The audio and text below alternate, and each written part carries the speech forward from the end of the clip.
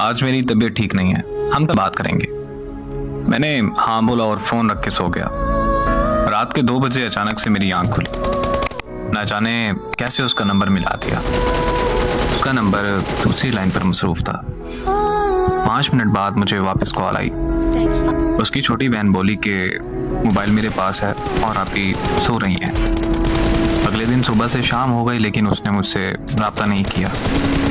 मैंने दोबारा से कॉल की और देखा तो फिर से नंबर मसरूफ मिला आ रहा था। 1 मिनट बाद कॉल बैक आई और उसने मुझे कहा कि मैं कज़न से बात कर रही थी।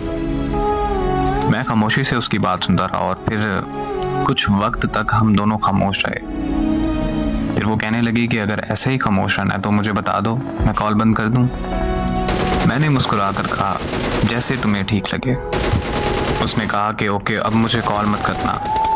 बस ये कहकर उसने कॉल बंद कर दी। मैंने कुछ देर बाद उसे फिर कॉल कर दी। इस बार फिर से उसका नंबर मसरूफ आ रहा था।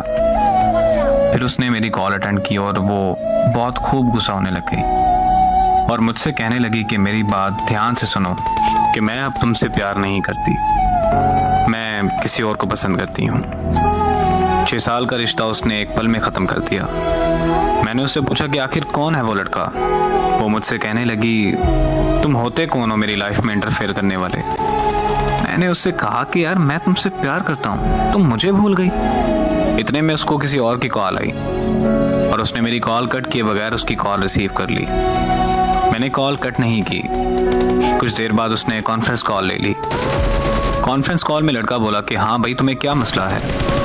तो मैंने कहा कि तुम होते कौन हो मुझसे ये पूछने वाले। तो वो मुझे कहने लगा कि ओ यार कॉल कट करो और सो जाओ। तो साथ में ही वो बोली कि नहीं जान, ये ऐसे बात नहीं मानेगा, आप इस पागल को इग्नोर करें और मुझसे बात करें।